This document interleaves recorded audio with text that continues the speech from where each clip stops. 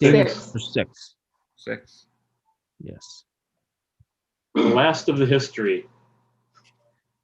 Mm-hmm.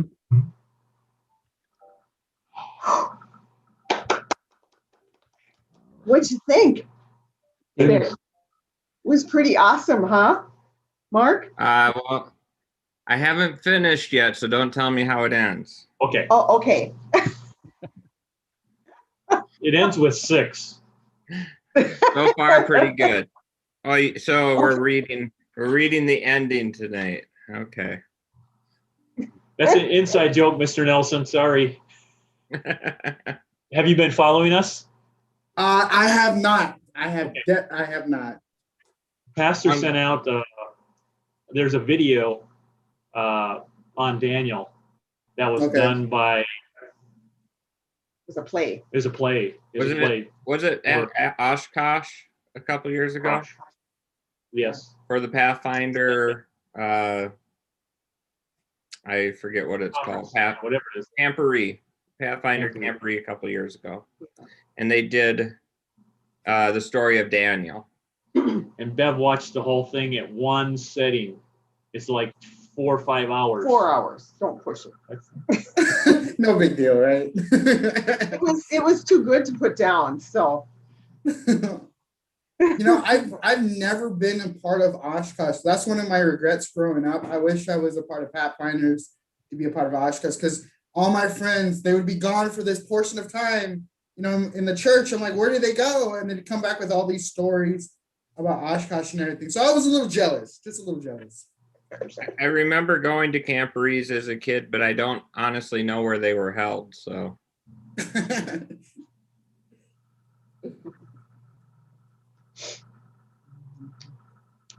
All right, I'm almost there.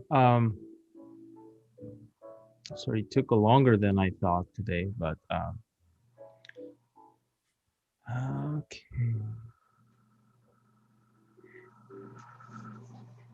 But I've been watching with my wife and 2 of my girls, and we've all enjoyed it so far. That's good. Good. We've watched 3 of the segments. Oh, wonderful. Very good. Yeah. So Oliver, I can send you the link. It's Pathfinders, they do musical every time when they have a Camporee, and 5 years ago, 6 years ago, they did that based on the story of Daniel, and that's how I introduce everyone to watch that musical. But yeah, I can send it to you as well. It is pretty fun. Yeah, it's really well Sabbath done. afternoon watch. Yeah, whole Sabbath afternoon, you can sit down and watch the entire thing. It only takes 4 hours, right? Okay. Make some popcorn. Yeah. Okay. Okay. Just want to test, can you guys hear me okay now? Yes. Everything's fine. Okay, that sounds really good. Sorry, it took longer than I thought, but we're finally, everything is up. Hopefully, streaming is working well, and we're gonna get started here. Shall we begin with prayer? I will begin with prayer, okay? Dear Heavenly Father, we thank you so much for your grace and love. And today we're going to be going into your word, Daniel chapter 6. So Lord, please be with us and fill us with your spirit as we read this famous Lion's Den story, Lord. Help us to learn, the lesson from you that was specifically designed for us today. So please be with us and pour down your spirit. I pray in Jesus' name. Okay. All right. So for Oliver, I just want to give you some how we do it. We just basically, it's almost same as young adult Vespers as we go through Book of John, that we read through. I'm not preaching here. Stu is preaching. Mark is preaching, not me. Have preaching sometimes. Everyone will give their thoughts. I mean, that's the kind of format that we have, and So yeah, you can jump in anytime you want. Okay, sounds good. Okay, All right. awesome. So why don't we begin with Oliver today? Um, can you read verses from 1 through verse 9? Yes. And it reads, it pleased Darius to set over the kingdom 120 satraps to be over the whole kingdom, and over these three governors, of whom Daniel was one, that the satraps might give account to them so that the king would suffer no loss. Then this Daniel distinguished himself above the governors and the satraps, because an excellent spirit was in him, and the kings gave thought to setting him over the whole realm. So the governors and the satraps sought to find some charge against Daniel concerning the kingdom, but they could not find no charge or fault, because he was faithful, nor was there any error or fault found in him. Then these men said, we shall not find any charge against this Daniel unless we find it against him concerning the law of his God. So these governors and satraps thronged before the king and said thus to him, King Darius, live forever. All the governors of the kingdom and the administrators and the satraps, the counselors and advisors have consulted together to establish a royal statute and to make a firm decree that whoever petitions and any god or man for 30 days except you, O king, shall be cast into the den of lions. Now, O king, establish the decree and sign the writing so that it cannot be changed according to the law of Medes and Persians, which does not alter. Therefore, King Darius signed the written decree. Hmm.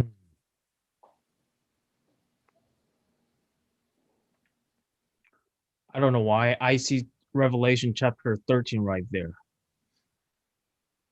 The dragon, beast, dragon is Satan, beast is the political power, and the image of the beast, which here in this case a little bit different, but though they are kind of try to legislate some kind of law to specifically on worship.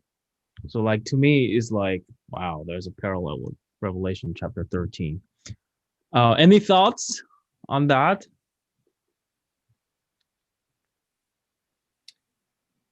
I don't know. I guess I'm always maybe a little ashamed, maybe.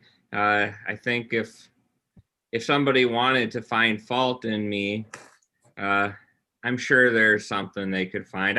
I think I'm a pretty good employee, and I'm a good husband, and I'm a good citizen, and I think I fall in line pretty well. But here these guys were digging through, trying to find something from Daniel, and they could not find anything. And that's just a real testament to a person that, he was a godly man through and through. And what a wonderful thing to have been said about him, that we cannot find any fault in you. And then you have to ask, what kind of logic do you have that you wouldn't want someone this good in charge? Yeah. Except Right. for jealousy. Right. Hmm. Right. I mean, I always use this chapter in Daniel chapter 1 and this chapter when I talk to young people. Um, um, when I don't know, this is a good thing or bad thing, I don't know, but I spoke to a group of young people once back in California, and one of them were saying, like basically my theme was, you can do bad, do your best, and put more than 100% with your faithfulness, and God will bless you. And that was a kind of line of message or Bible study there I was going. And one of them were saying, I will go to Adventist college, and I don't really worry about doing my best for SAT. I mean, with assumption that that person could easily go any Adventist college in the United States without getting very high SAT score, right? And I remember talking to that young student about this story of Daniel chapter 6. Not the pressure that I want to give that person, like you gotta score very high, but we always, do our best, whatever we do, to show faithfulness, and so that people, whether they are in the church or outside of the church, and I think that really matters when it comes to, in Timothy, when we hear this qualification of church leaders, one of that is a good reputation around that person. I think it would be very unfortunate if we have. I don't think we have anyone like that in our church, but I do remember once when I was a pastor of one Korean church, where our elder had a very not positive reputations among Korean immigrants. So like when someone hears like, oh, he goes to that church, and there's no more sentence, I can kind of make up that sentence like, I'm not going there, so I think it is important because we represent God, and we want to make sure that people around us find something good about us. Not that we say we can be perfect, but we are the letter of God for those who don't read Bible. We're the letter of God who don't know anything about faith, and our interaction with those and our work ethics will be something that people will like be curious, like, oh, Mark Trump, he's an awesome guy. I'm kind of curious what kind of faith that he has. So that's just definitely one thing.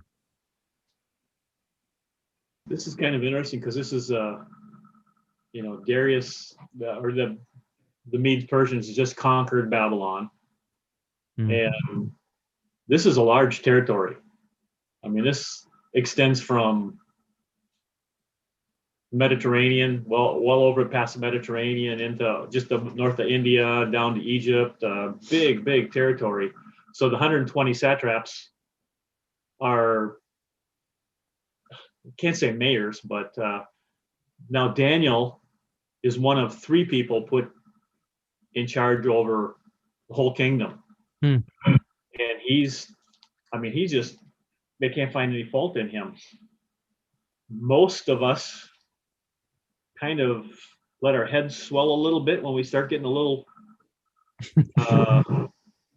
power, authority, and he did not. He was just Daniel. He was a God-fearing gentleman, and he continued there. And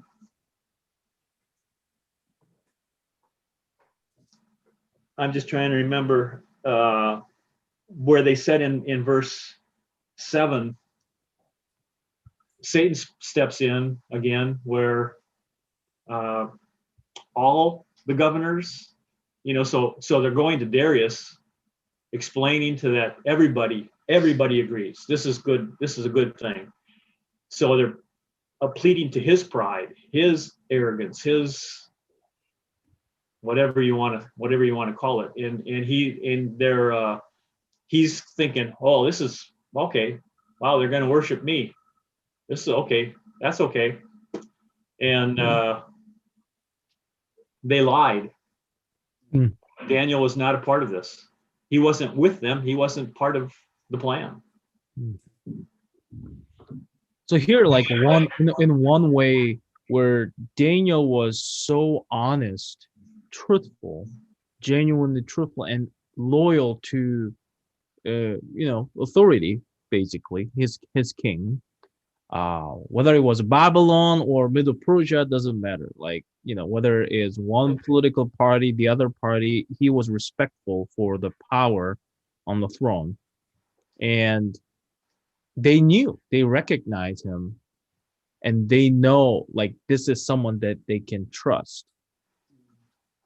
On the other side, it seems like those people who are privileged in those days to be in that power or in the positions, uh, maybe we can call it in a worldly way or secular way, they may be politically shabby to do something to be more influential and powerful. And definitely, Stu, you pointed out that because in verse, um, where is that? Verse 7, all the governors of the kingdom and administrators, definitely Daniel wasn't there, but they just kind of flare up all this perspective, or you know they just kind of flattering the king that you live forever, and they have all this hidden political agenda behind it, um where I think even faithful people like, you know like, I don't want to say me, I want to be faithful, but I'm not there yet, I'm trying. But like even God's people sometimes we're kind of what's the word, we're taken and sometimes even tempted to use some kind of this political game that they're playing right there. And for even Christians, you know how this, you should know how this world works, and you kind of sometimes have to work in a way this world works for the good purpose. I think everyone is tempted that way, young and old, like for the good purpose. Sometimes we gotta be I don't know what's the appropriate word here. You gotta know the rules of how this world works.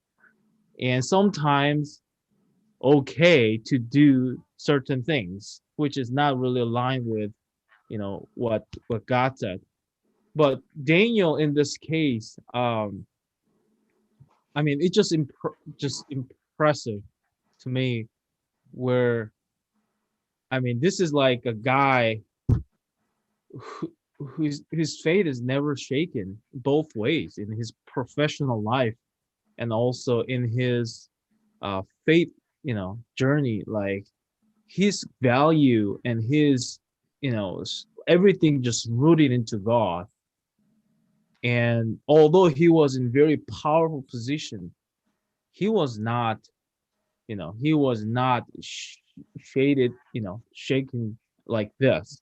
He was just standing firm. And I mean, just amazing, just amazing story to me personally. I wanna highlight verse 5. And I'm gonna reread it, and it says, "Then these men said, 'We shall not find any charge against this Daniel unless we find it against him concerning the law of his God.'" And everyone has talked about how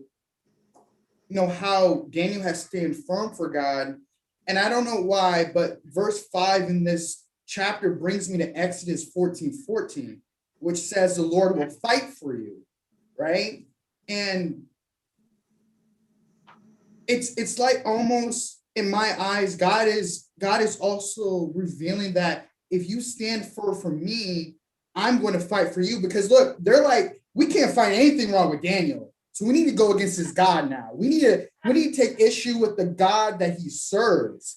So I mean, they just said we unless we find it against him concerning the law of his God. So now it's like they shifted the battle to God now. They're like, our attention, we can't find fault in Daniel. Now we need to make war with his God. Whoever he's serving, it's resulting in his life being perfect. He's not like us. He doesn't think like us. And it's just, I know it's so subtle, but in my head, it would just the process of how God is like helping me think about this. It's like, okay, if I stay faithful to him, I don't need to even worry about defending his honor. He's gonna make sure he's got my back. He's gonna, and I don't want to ruin the story for whoever is listening, but God gets his back. You know what I'm saying? Like God is like, no, I'm going to fight for Daniel. Because a lot of the times I think, going back to what Pastor Son, in some ways in the world, we kind of get pressurized into thinking that we kind of have to be like everybody else, that we kind of have to, I don't think like them, I even believe like them. But here is it's another, as everyone is saying, is that we're not, well, what's the thing, what I'm trying to say? We are thermostats and not thermometers. We set the temperature of the room. We don't take the temperature of the room. You know what I'm saying? Like, and that's David Astor. And I think my dad said that to me when I was younger, when I was growing up. I can't take credit for that. But it's so amazing though. You know, we're all talking about highlighting Daniel's faithfulness, but then it's so subtle in that verse. I see that God is like, now I'm going to be faithful to Daniel, because now their attention is to God now. That's But really cool. your dad's all right. Just don't tell him I said that. Oh, I won't. Well, just one thing before we move on. I just feel like since these people are fighting against this faithful man Daniel, and they this is what it is. They couldn't find anything, but they want, unless we find it against him concerning the law of his God. So now is the battle between the world against not Daniel but his God. And once the set of this battle goes like that, it's not just the battle between Daniel and these people. It becomes inevitably they declared a war against God, and now it became a great controversy that we started the book of Daniel when Jerusalem was destroyed and the temple was destroyed. It seems like Nebuchadnezzar was winning, right? And I think that's a kind of similar setting to me. Like, it seems like Daniel was losing by being faithful. And I mean, we should go there afterwards, but you know, it just there's a way of Satan raging war against God's people. Like, you know, eventually it will be the issue of, you know, who do you worship? You know, what kind of faithfulness? Are you faithful to your God, or are you going to be faithful to the way it works in this world? So let's move on.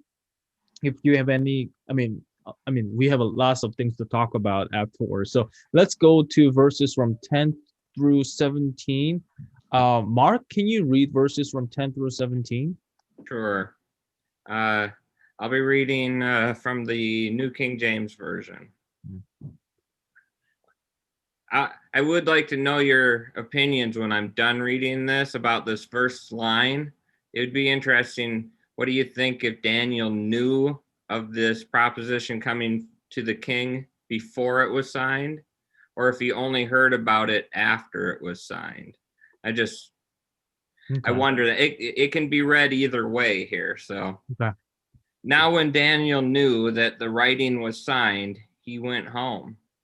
And in his upper room, with his windows open toward Jerusalem, he knelt down on his knees 3 times that day, and prayed and gave thanks before his God, as was his custom since early days. Then these men assembled and found Daniel praying and making supplication before his God. And they went before the king and spoke concerning the king's decree. Have you not signed a decree that every man who petitions any god or man within 30 days, except you, O king, shall be cast into the den of lions? The king answered and said, the thing is true, according to the law of the Medes and Persians, which does not alter. So they answered and said before the king, that Daniel, who is one of the captives from Judah, does not show due regard for you, O king, for the decree that you have signed, but makes this petition 3 times a day. And the king, when he heard these words, was greatly displeased with himself, and set his heart on Daniel to deliver him. And he labored till the going down of the sun to deliver him. Then these men approached the king and said to the king, know, O king, that it is the law of the Medes and Persians that no decree or statute which the king establishes may be changed. So the king gave the command, and they brought Daniel and cast him to the den of lions. But the king spoke, saying to Daniel, your God, whom you serve continually, he will deliver you. Then a stone was brought and laid on the mouth of the den, and the king sealed it with his own signet ring and with the signet of his lords, that the purpose concerning Daniel might not be changed.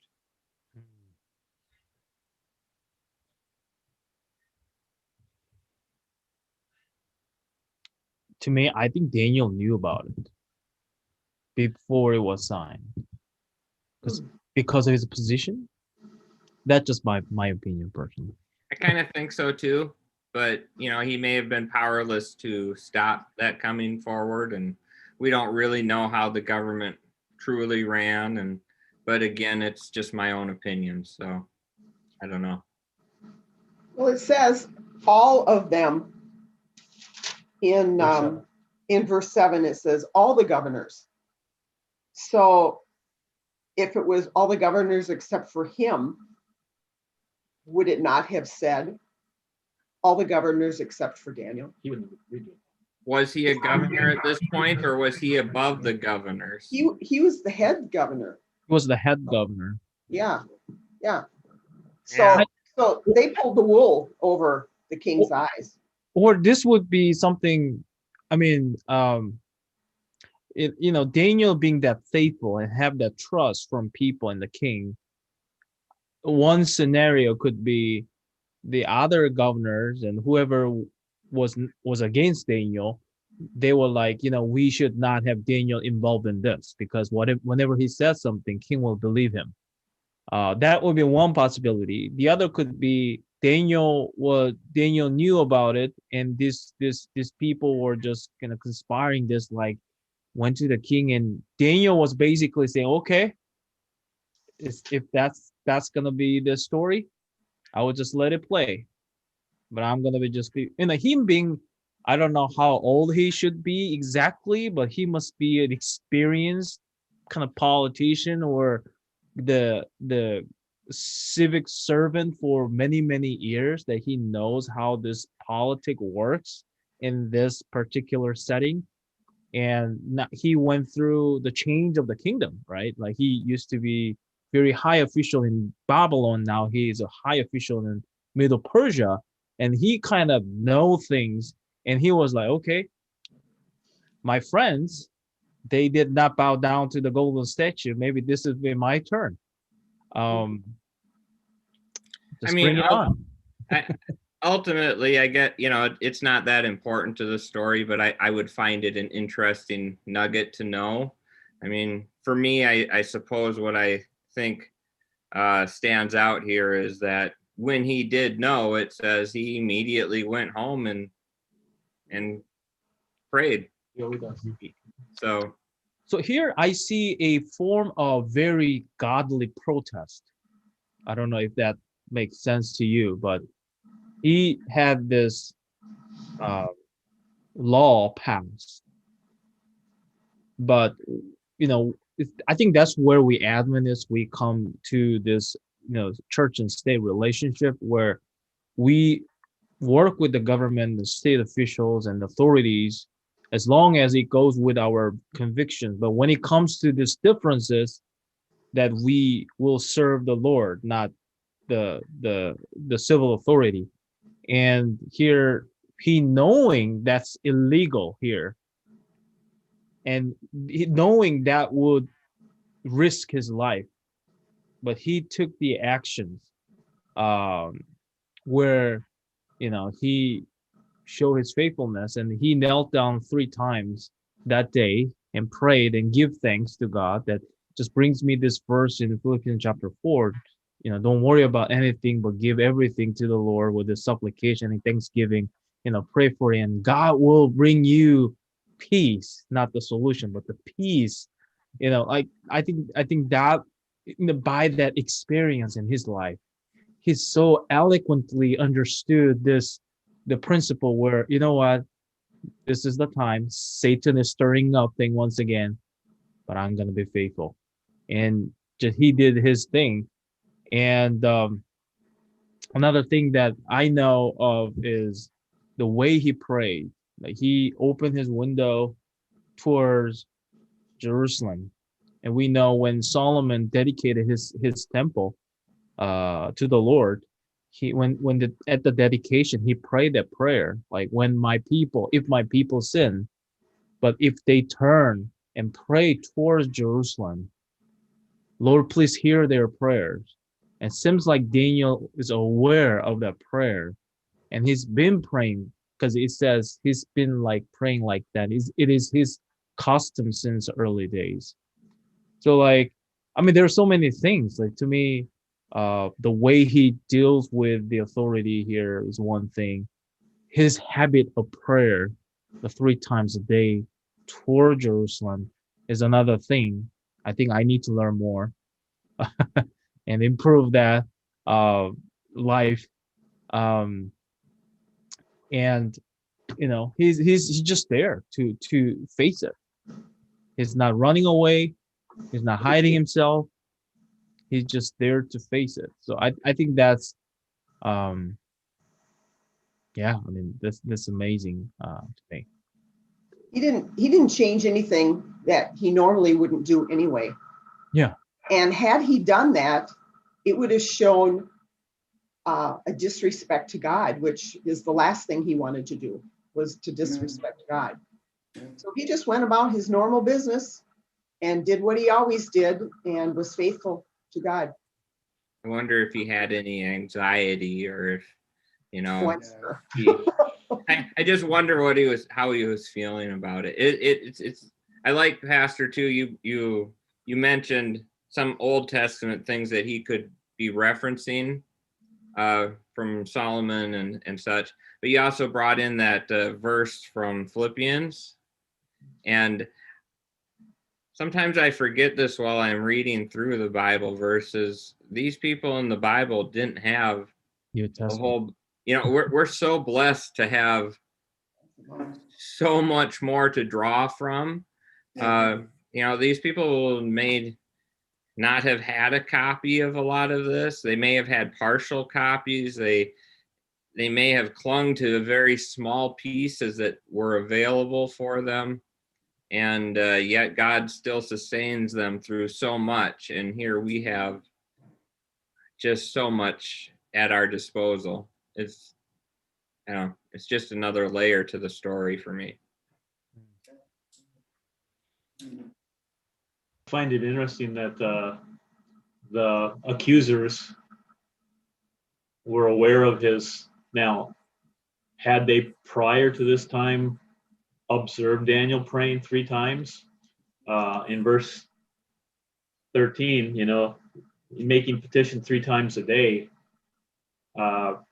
he obviously went about his business, and they obviously were spying him out. And then when you get further out, when you got down to, where were you, Mark? Oh boy. Oh, they in verse 15, where they come back again and they just absolutely, for the second time, come to the king and say, this decree that you've issued, it can't be reversed, can't be changed. We need justice. I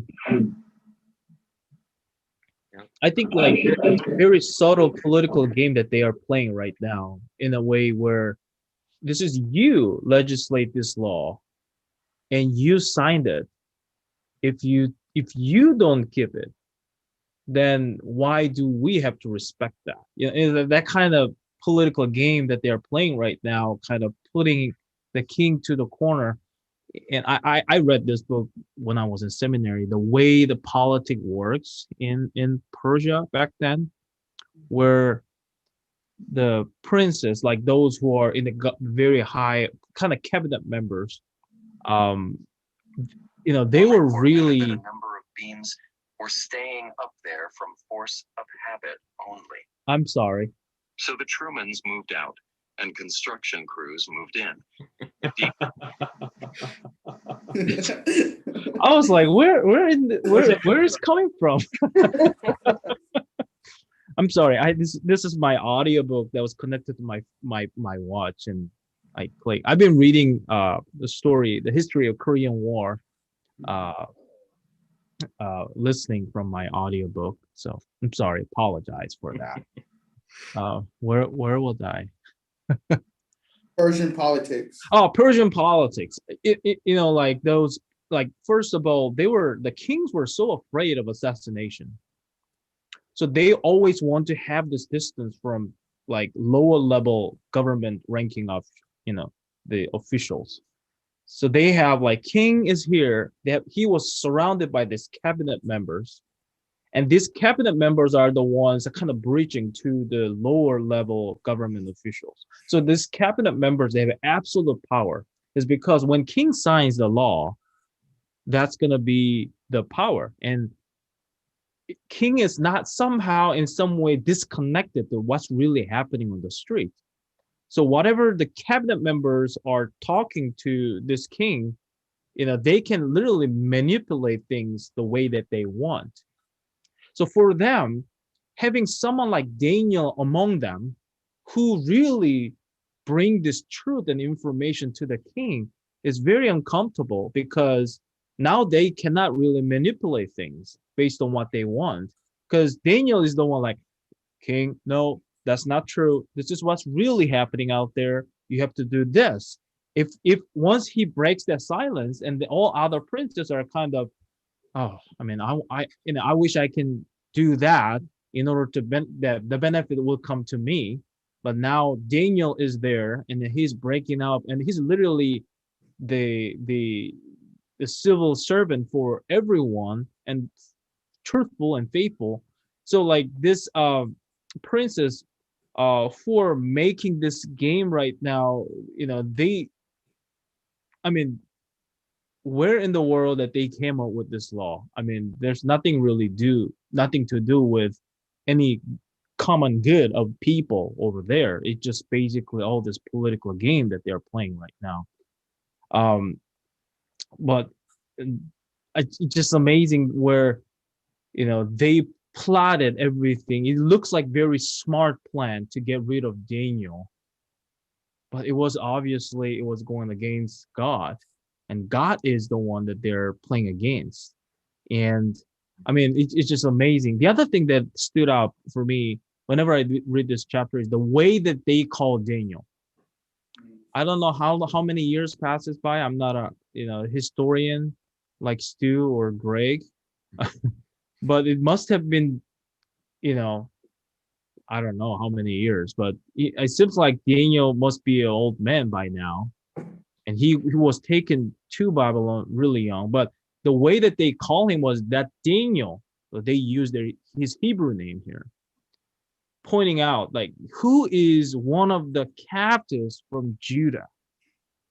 Let's just say 50 years passed by. I mean, I lived in this country for like how many years? I came here in 2006. So 15 years. Let's just say he's my age.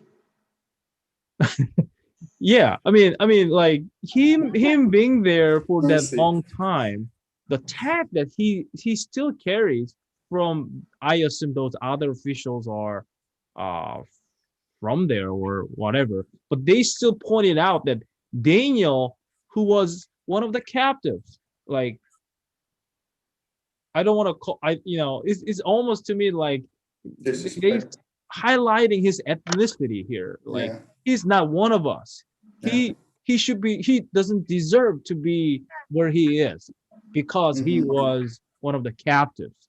Like this, in a subtle way of bringing this, I can call it racism, or I can call it a discrimination, but it is there. I mean, I see it there, where these people, their hatred is so deep in so many different ways, and it just reflects in their language and their attitude and their words that they spoke. I mean, we're still dealing with the same thing, unfortunately. But and then notice then how, with all that being said, notice how like Daniel, I mean, you don't really see him speaking throughout all of this. Like he's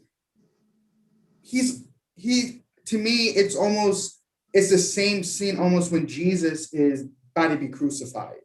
Like Oh, I was thinking that too. Jesus is calm. It's like it's almost like whatever the will of my Father is in this situation, I'm gonna go about it. Like I am, this is me theorizing right now, but I have this eerie feeling that Daniel was willing and kind of maybe in the back of his mind, maybe thought he wasn't going to come out of that den. Like maybe like after this was going down, like, well, I've served my purpose for God. I've done all that he's asked me to do. And it's interesting. It's Darius. Darius is the one that's like, no, God will deliver you. He's the one that's he's the one proclaiming that your God will deliver. And it's almost like you kind of start thinking, it's like, so Darius must have seen how this God has been helping Daniel. You know what I'm saying?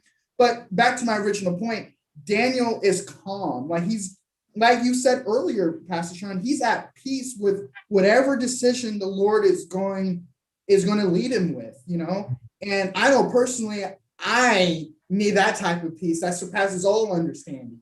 You know what I'm saying?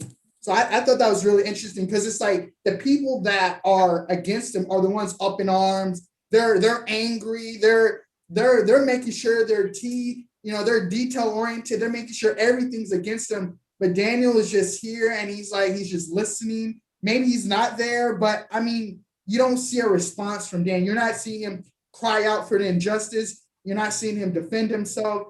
It's like he's accepted this whatever God's will is for him in this situation may be. And adding to that, the king, when he was thrown into the lion's den, the stone was covered and there was a seal. Just comparing to the Jesus' story, when he was thrown into, he was buried, there was a stone blocking and there was a seal of the governor. So, I mean, I don't want to make it too kind of conspiracy, but it just looked like this is a kind of type, an antitype kind of symbolic, meaning goes behind where, like he didn't say that much, but him being persecuted is the way to witness God, and that was the same way that Christ went through his suffering.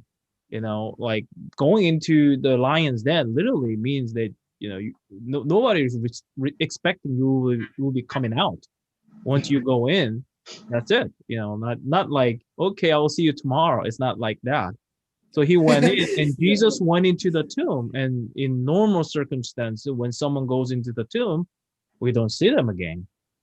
But I mean, you're right, Oliver. You got that point. Like I see this. That was my thought. Like I was reading. In this moment, I was like, yeah, there's so much parallel with the story of Jesus, when in that, especially the last part when he went through all this sufferings. Anyone else? Should we move forward? This is really a good story. I like it. Lovely story. Can I ask, Vev, can you read verses? Let's just go through the entire chapter, 18 through 28. Okay. Now the king went to his palace and spent the night fasting, and no musicians were brought before him. Also his sleep went from him. Then the king arose very early in the morning and went in haste to the den of lions. And when he came to the den, he cried out with a lamenting voice to Daniel. The king spoke, saying to Daniel, Daniel, servant of the living God, has your God, whom you serve continually, been able to deliver you from the lions? Then Daniel said to the king, O king, live forever. My God sent his angel and shut the lions' mouths so that they have not hurt me, because I was found innocent before him. And also, O king, I have done no wrong before you. Now the king was exceedingly glad for him and commanded that they should take Daniel up out of the den. So Daniel was taken up out of the den, and no injury whatsoever was found on him, because he believed in his God. And the king gave the command, and they brought those men who had accused Daniel and they cast them into the lion's den. Them, their children, and their wives, and the lions overpowered them and broke all their bones in pieces before they ever came to the bottom of the den. Then King Darius wrote, to all peoples, nations, and languages that dwell in all the earth, peace be multiplied to you. I make a decree that in every dominion of my kingdom, men must tremble and fear before the God of Daniel. For he is the living God and steadfast forever. His kingdom is the one which shall not be destroyed, and his dominion shall endure to the end. He delivers and rescues. He works signs and wonders in heaven and on earth, who has delivered Daniel from the power of the lions. So this Daniel prospered in the reign of Darius and in the reign of Cyrus the Persian. Mm. Amen.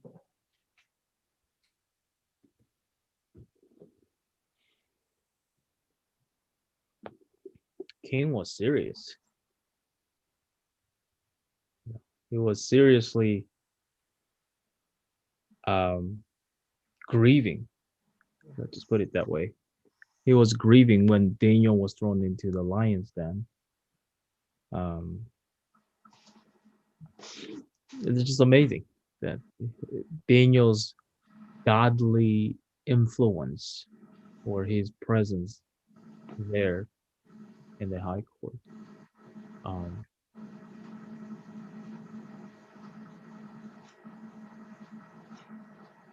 And also another thing, this king had faith because he went to that lion's den next day, right? Like, if king wouldn't believe, like, there's nobody will survive, and maybe he will not open the door, But king was there, and he, where is it? So he couldn't sleep, and he rose early, very early, in the morning, and went to haste to the den of lions. Like, he was waiting for that moment. Like, I think there might be a chance.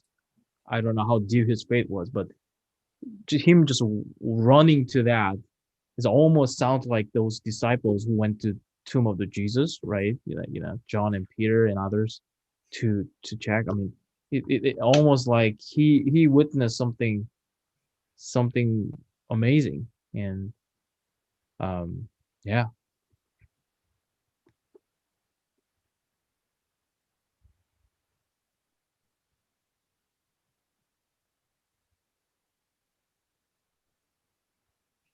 Just kind of struck me interesting that it go almost ahead, sounds go like it almost sounds like when they took Daniel out of the lion's den, it's like he arose, just again as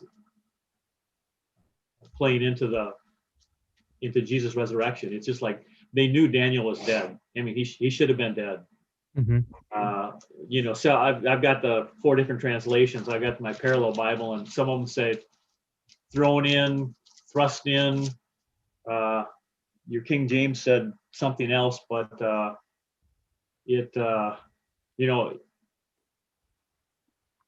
was he pushed out or was he lowered down? Sounds like the others were lowered down before they even got to the bottom. They were destroyed. Bev found that kind of disheartening. She didn't remember the children and wives being part of the punishment. But it just shows the cruelty of the Medes. And then you get into the next part where Darius is talking about peace be to the kingdom. There's somebody who just this atrocious display of power, and peace be to the kingdom. I think that's the political climate that Daniel lived through. Just being faithful to God. I mean, where is the rule of law? I mean, king can do whatever he wants to do back in those. There's no trial for this people. King was like, nah, boom, and it just happened. Just reflecting keep comparing this theme of death and the resurrection of Christ, comparing to this story.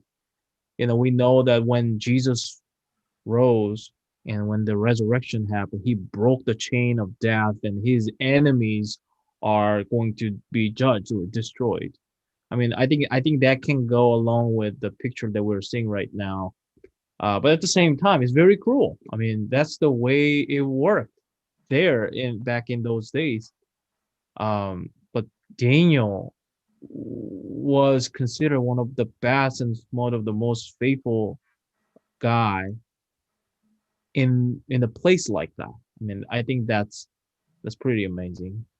Oliver, did you want to say something? I know you.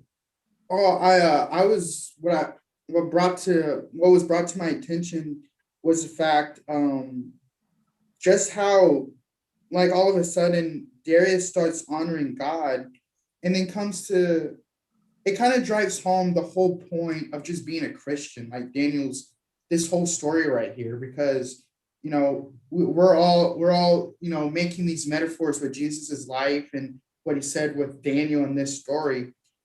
And it's like Jesus told the disciples, if you come with me, I'll make you fishers of men, right? Then he goes on to tell people, he said, if my name be lifted up, I will draw all men to myself. You know what I'm saying? And I just see in this story Daniel, with his dedication to the Lord. Our lives must be ones that will also be used to uplift his name, to draw other people to him, not just for our own benefit, not just for our own personal relationship, but since we love him so much, it just oozes out of you. It oozes out of you that even kings of foreign countries are like, no, your God is going to deliver you. And then he makes this decree, like, he's like, no, I need everybody, not just me. I need everybody to see that this is the one true God, and this is whom should be the one exalted, in a sense, And I just see that same ministry of that Christ went about in his life. That if you point people to me, I will convict their hearts. I will show them who I really am. And that just showed in Daniel's life and throughout this whole story. And Daniel, because he loved the Lord, his life just pointed back to someone greater than himself. That a foreign, and that's the thing. It wasn't just that these dudes were cruel. I mean, they thought themselves of gods, too, kings. I mean, they thought themselves very highly, very, God-like. You know what I'm saying? So for a king to say, no, there's someone greater than me, and this is the second king in a way Daniel converts. You know what I'm saying? Like, this is the second king that Daniel, through his life, converts from a foreign nation to say, okay, now there's someone greater than us, and he deserves all praise and honor. Wow, awesome. I wonder, it'll be interesting if we ever find out the spread of influence that, like, these letters that the kings send out to the countryside and to the nation and to everyone. Was there, I mean, God has behind all of the things that take place his own designs on how his word is spread through the world and the influences that we have. And he certainly knows beginning to end, and it will be very interesting to know when these kings write these decrees and sent them out. Did it impact some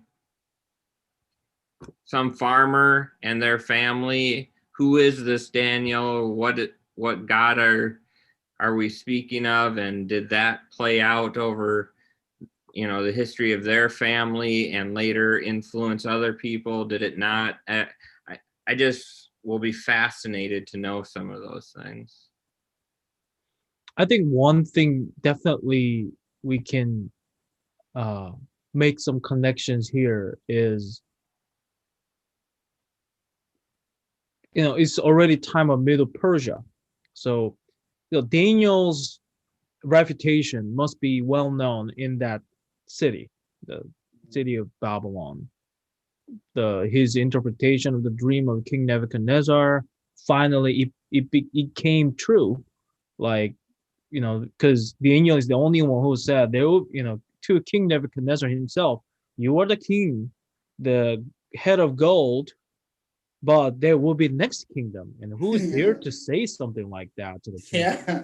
But finally the Middle Persia here, and then now we have the kings who must have heard Daniel and his way of life and his faithfulness, his connection with his God, and him also being here and very respected and trusted, and being faithful to the kings. This is just my assumption, because if we were to read more in the scripture, Nehemiah, for example, Nehemiah was the one who was in charge of king's cup and the king's beverages, right? I mean, some people think that that's a very not really serious work, but just think about that. You are in charge of all the drinking water or beverages of the White House. What kind of work that you put in, reputation, and you will be, background check is going to be amazing, for the security checks and everything. So like Nehemiah, being a captive, he was promoted to that kind of reputation and have that connection to the king. Ezra, for example, like although he was not holding any government position, but he was appointed by the kings to be the leader of the Israelites going back to Jerusalem. Nehemiah, same way. And that's like, I think that's slightly after Daniel's time. So like if Daniel did not have that much good example of his life as a high profile, high ranking government official, if he were to be one of those who are playing those political games, I don't think that the prophecy of Jeremiah, the Israelites will be returned back to Jerusalem after 70 years, Right. would never ever be. If that's God's plan, it's going to happen. But it's happened more easily is because of his faithfulness and his connections and people who knew him. Because if you look at what it is interesting, because Ezra was a scholar. His expertise was in the Old Testament. He's more like a priest kind of guy. He's not really a politician, but he was appointed as a leader of the first group going back to Jerusalem. And if you read the book of Ezra, it's very interesting, because we're not living in back in those days, they're not living in the world there are state troopers or there are any kind of law enforcement to protect you. There's nothing. If you're out, basically can be the target. And remember, Ezra was carrying all the utensils from the storehouse where King Nebuchadnezzar took all those special, like cups and all those, what's the word that they use? Anyways, the King Nebuchadnezzar took the precious utensils and other artifacts from the temple to Babylon, right? Ezra took them back to Jerusalem. The group of people.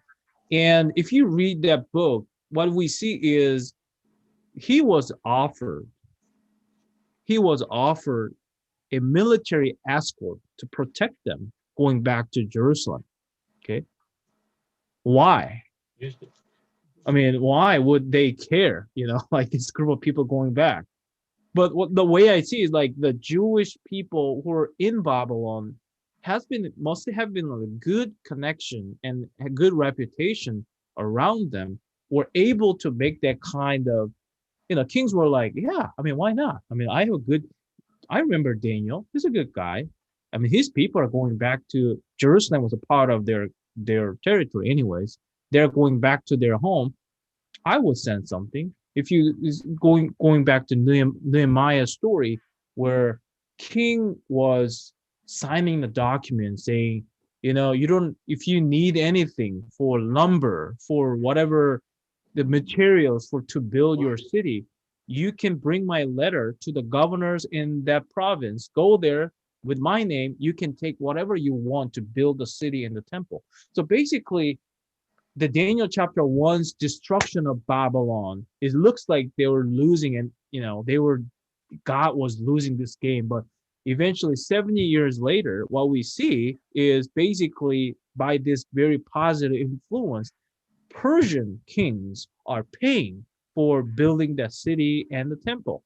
And which is one thing very amazing. But the other thing is, I think that this people, this faithful people, Daniel and his friends, like people like Nehemiah or Ezra, or later we see Mordecai, Esther, all these people who are in Persia, they, although they were in the foreign land, uh, through their faithfulness, like Mark, you pointed out, the decrees were went out about this incident. I think definitely that's something will, help them in the future where, yeah, these are Daniel's people.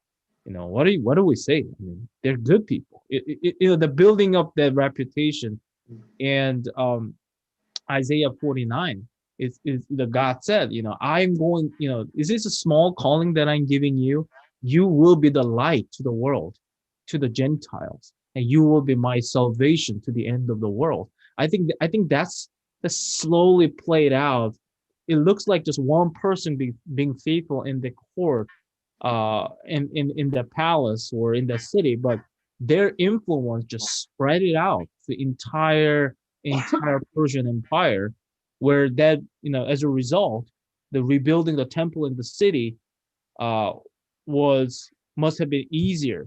Like, because if you go to Daniel chapter 9, we're not going to read, but if you go to Daniel chapter 9, the vision that Daniel saw was in the first year of Darius. Like we see like Daniel's life, that he saw this prophecy. We're going into prophecy part from next week. uh it definitely, we see the overlap of the leadership of the faithful leaders of the Israelites who were in Persia. They had very positive influence over those government officials. They're definitely helpful for them. So uh and we know, according to the prophecies in the Old Testament, Jesus must be born in Bethlehem, and his ministry must be done in Jerusalem. And in order to fulfill that prophecy, Jerusalem must be rebuilt. The temple must be rebuilt. And they were definitely playing an important role in the plan of salvation. So that's just my opinion based on what you asked, Mark. Yeah. Hopefully it makes sense. Oh, I think it's great to see how those pieces interact.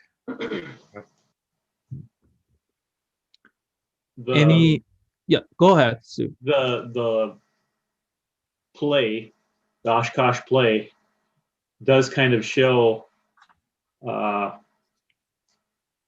It's believed that. Yeah, here we go. Yeah, it's believed that Daniel was tutoring Darius, and that would have probably formed a very close bond relationship. And then Darius, if Daniel was as faithful as Daniel is faithful, Darius would have known that as a young man being tutored. I don't know if you could say young man, because He was in his 60s, right? he's 62 when he takes over here, and he only reigns for 2 years. So it's a short reign for Darius, but that would play into his loving relationship with Daniel, his wanting to make sure that he really did survive. Yeah. Great story. Great story. I love the story. Yeah, it's just amazing. And that play, I'm not gonna go too much detail. I am. Mark should watch it later. So but it's just amazing. It's just amazing how Daniel's life has been. My my mother name. I mean, my Korean name is Taehyun. That means Se means the world, Hyun means light, and it's based on Chinese letters. So basically, I mean, it can either be I'm the one. I mean, I'm the guy who make the world bring the light, or it can go, vice versa. But uh, she named, she gave me one biblical name, which was Daniel, and she has been calling me that name, Daniel. So I always kind of reflect that, like, and maybe I should have been more obedient to take my English name Daniel that way, but I've gone to Sean because I like them. There's a famous like K-pop singer. His name was Sean, so I took Sean when I was in middle school, and that's just obvious. I mean, my confession to that. But I mean, later I thought like there's two guys in the Bible. There's two guys in the Bible. To me, I mean there are others too, but two guys kind of standing up, where their life was just perfect. Their life was just perfect. Two of them. One is Joseph. Just I mean, just think about his life. I mean, there are other people like David. He made a bunch of mistakes, although he's a good guy, but he made a bunch of mistakes. But Joseph is a one pretty amazing, through his life. The other one's Daniel. These two guys were just I don't know. To me, it's perfect. They lived, although they faced challenges, but they were just 100% faithful to God. And they, as far as we know, I mean, we don't have any record of them making kind of ungodly mistakes in their lives. And I always want to learn more from their lives. It just, yeah, it's amazing. And that's why I named my second son Joseph, with hoping that he will be. I mean, actually, I was thinking of David, but then I thought like, well, my first son's name is Nathan, and second son's name is David, and we know this relationship between Nathan and David. Yeah, I was gonna say. Nathan was, oh, you are the man. I was like, no, no, no, no, no, no, no. Let's think about something else. But anyways, well, anyone has any kind of closing remarks based on this story? Like you, My computer's gonna die any minute. what? My computer's gonna die any Oh. minute. We gotta.